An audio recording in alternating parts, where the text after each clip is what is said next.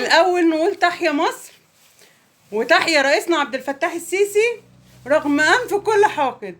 طبعا انت تسالوني ايه الحاجات اللي انا ماسكاها في ايدي دي لونات طاقه شمسيه بتتشحن تبع الطاقه الشمسيه للمحلات، او ممكن تجيبوها للبيت لو عندك اطفال او انت بتشتكي كتير من قطع النور. الحاجات ديت يا جماعه انا اشتريتها، بتتشحن طاقه شمسيه، تمام، وكمان بتنور، تدي اضاءه كويسه بقى، جميع الالوان بقى اللي انتوا عايزينها. دي حاجه كويسه جدا جدا جدا. ويا ريت نتمنى للناس اللي بتشتكي من الاسانسيرات اللي كل شويه الاسانسير كل شويه بيقف والمشاكل بتاعت الاسانسيرات، اعملوا طاقه شمسيه. الطاقه الشمسيه هي المستقبل. الطاقه الشمسيه هي المستقبل. غاليه شويه، بس حاولوا تشوفوا شركات ممكن تتعاملوا معاها بالقسط، تعملوها حتى لو للاسانسير بس، تمام. والناس بقى اللي عندها مثلا اطفال او عندها محل ممكن تشتري الحاجات دي. هات يا مريم، تمام، تشتروا الحاجات ديت. بتتشحن تبع الطاقة الشمسية. يعني بصوا هم كتار، يعني الكرتونة فيها حبة كتيرة، بس لسه عايزين ايه، عايزين يتقفلوا.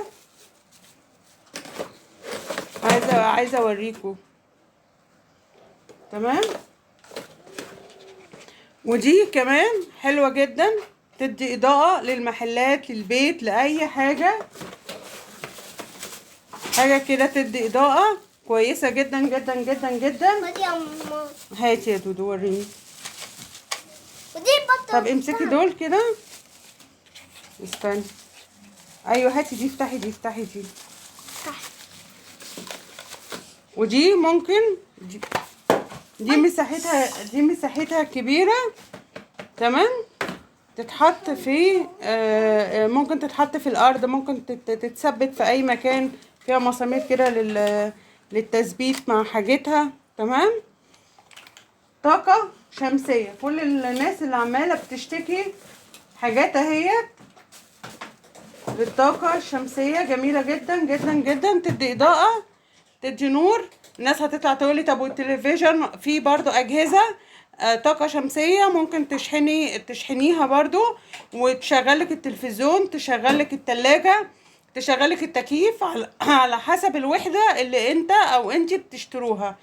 الطاقة الشمسية مهمة جدا جدا جدا، موفرة جدا جدا جدا. تقدري اللي انت او انت بتبتدي الجهاز، يعني ممكن يبتدي من 3000 او 4000، وفي شركات كمان منزلة تقسيط وكده، فممكن تجيبوها تقسيط. حاجة كويسة جدا جدا جدا للإضاءة. تحيا مصر.